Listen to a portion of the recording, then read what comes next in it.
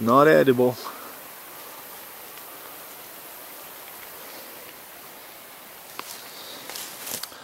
Rich, a few weeks ago you asked me about how often do I have to use my machete here in the bush, and what I told you is unless I am walking off the trail, I don't really have to use my machete so much. And if you might remember what I said, that we actually come down to places which have been already prepared and kind of cleaned up, so we don't have to do a lot of chopping, and there are trails that bring us down to these places. So this area where I am is a good example of this I have just mentioned. You see around me, you see that around me here is a rather clean spot. You can see the leaves on the ground. And that's my campsite right over there, my hammock and my shelter, my tarp. But other than this place here, everything else around it, it's choked with underbrush, trees and vines and all that. So if for any reason I decided to step off these, let's put it this way, clean islands in the middle of the jungle, or if I decided to move off trail, I will have to do a lot of chopping and use my machete a lot, because get a load of this. I will be chopping and cutting and hacking through this kind of vegetation, vines, and this is not really cool. It's just very hard work there. So do I have my machete here with me? Yes, I do. Am I gonna use it a lot? Well, maybe to chop down some wood for fire, like to get me some firewood. Other than that, I don't really plan to use the machete a lot to cut any vines or anything else. However, I might have to do some machete work here. I might have to use the machete here to some degree, because this place has been overgrown. It's been like a few months I last visited here. I don't think anybody came here after me, so the vegetation is pretty overgrown. Some trails are overgrown actually. And I might have to clean them up with my machete, so there might be some machete work for me here, but it's not a whole lot. And the first thing that I made when I got here was set my camp here, my hammock and my tarp. Got my tripod there, my Alice pack here hanging with my gear, not a whole lot. But you really need a tarp, especially now in the rainy season. This is the only dry space you're gonna have, and as you can see, the rain has already arrived. It has started raining already. Yeah, this is just to give you guys an idea of what kind of environment I am and why my gear is so important here.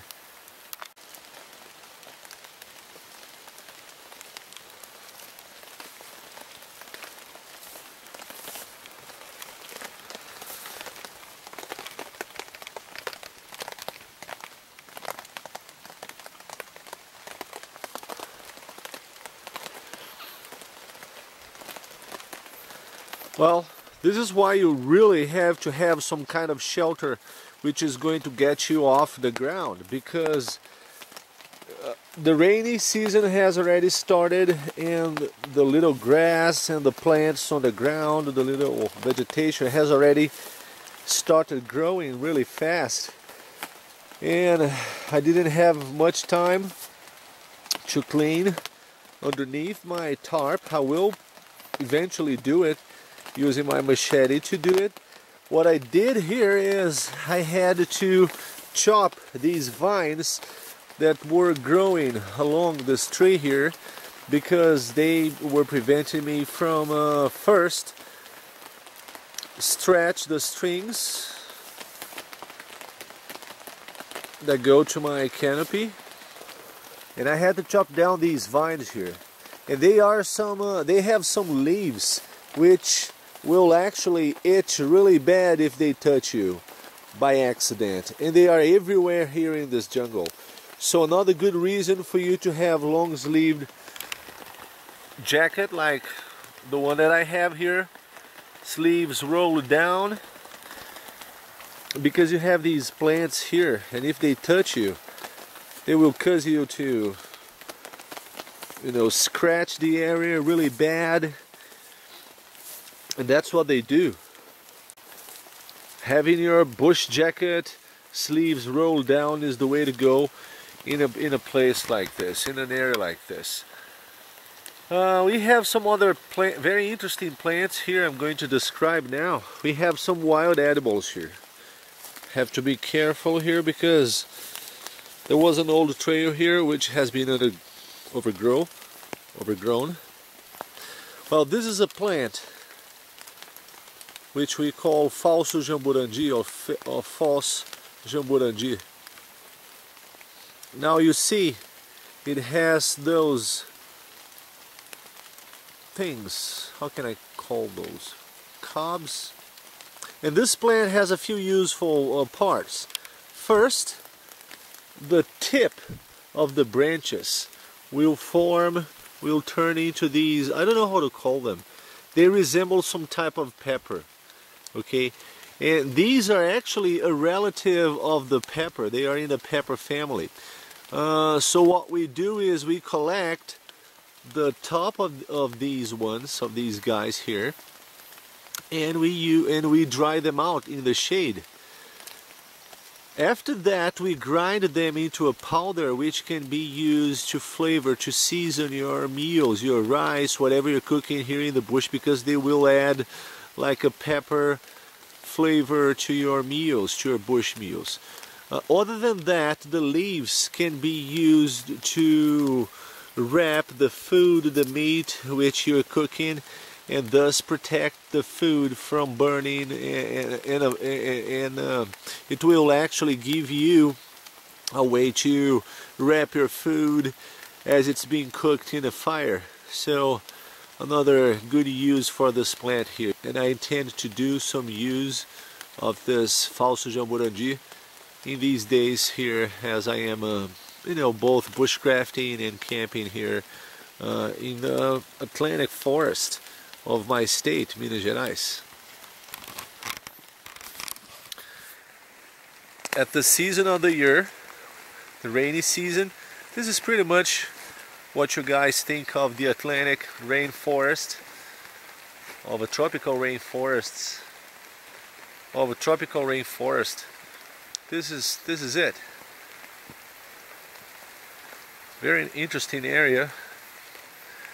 Do you remember what I said when you're actually walking into a tangle and a mash of vines and plants and stuff? I really meant it.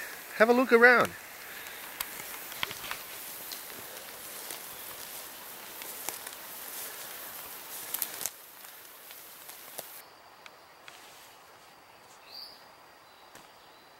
Good morning, friends. Spent a good night here.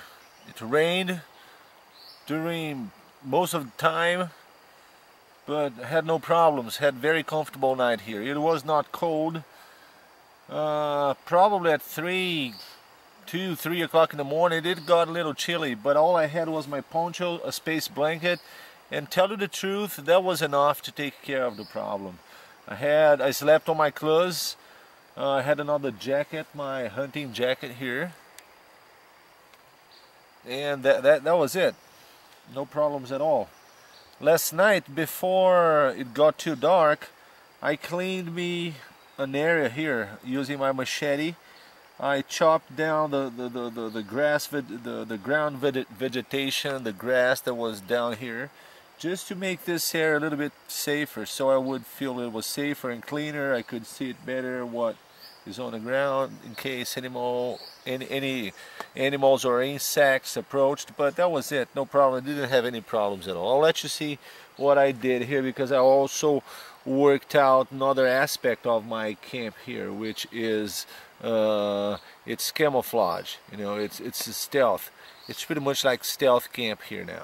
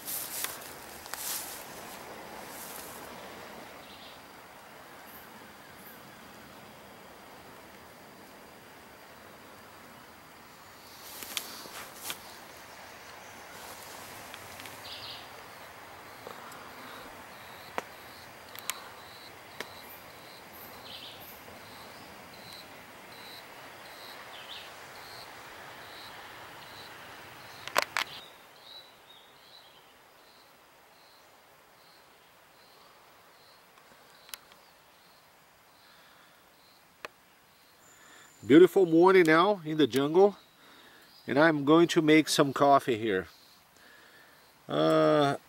Because of the rain, I don't want to mess with the fire now. All the wood is really drenched in water, really soaked in water. I might make some fire later on today, but it's gonna take me some time, and I don't really want to put some time on the fire thing now. So all I'm using to boil my water are these wax blobs. Let's call them like this, and they are cotton balls that have been, you know, like saturated with wax, and they make very good and cheap artificial fuel to prepare your meals in the bush. You can, you know, boil water for coffee, you can make rice, you can cook noodles. There's a whole, you know, whole range of food that can be prepared using these. The only disadvantage is it leaves like that black coating layer on your canteen cup, but you can wash it off later on, or, you know, scrub it off if you want to. Yeah, guys, so I'll make my breakfast now, my coffee now.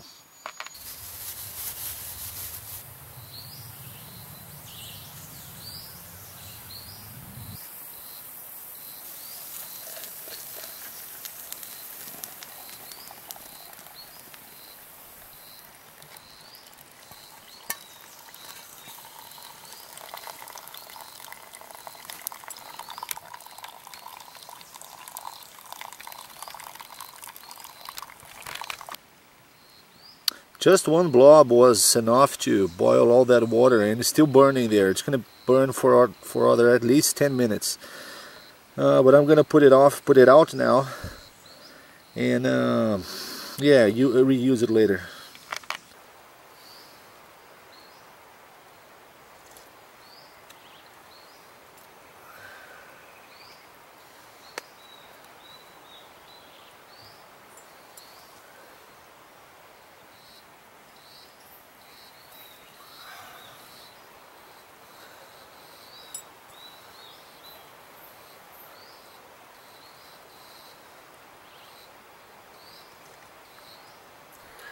We are gonna take a walk down there to a place which I want to show you. I was actually counting on finding water down here at this time of the year with the rain, all the rain we have been having, but no. So I want to show you the situation down there. Let's take a look.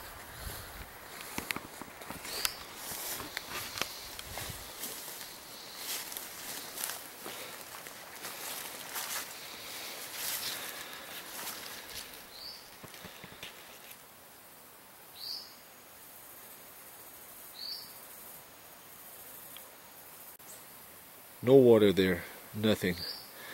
It's short damp, but no water. There should be a spring of water coming from a hole that there is down there, which is drained from the mountain. So far, not enough.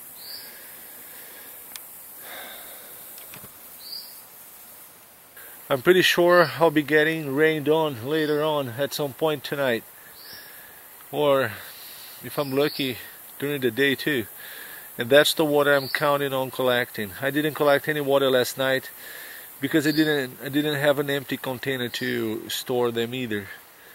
Yeah, but I will be collecting some rainwater from now on, and I don't think it should take too long to rain. It's cloudy up there, and I see some dark, you know, some darker, grayer clouds coming from that direction, so that, you know, it should rain on me sooner or later.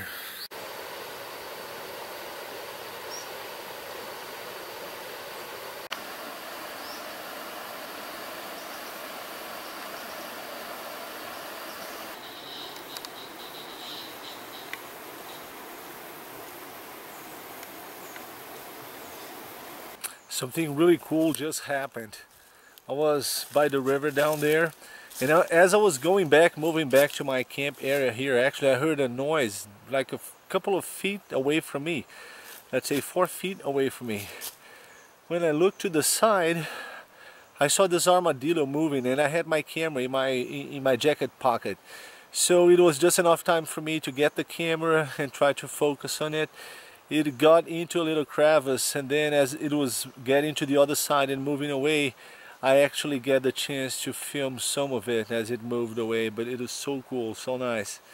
You don't really get the chance to see much of the fauna, the local fauna here. They are all around, but they usually hide, especially during the day. It was just very, very lucky. I was very lucky that I had the chance to actually film that animal there, and to actually to show you too, because like I said, I hardly ever get the chance to see them around here. Good.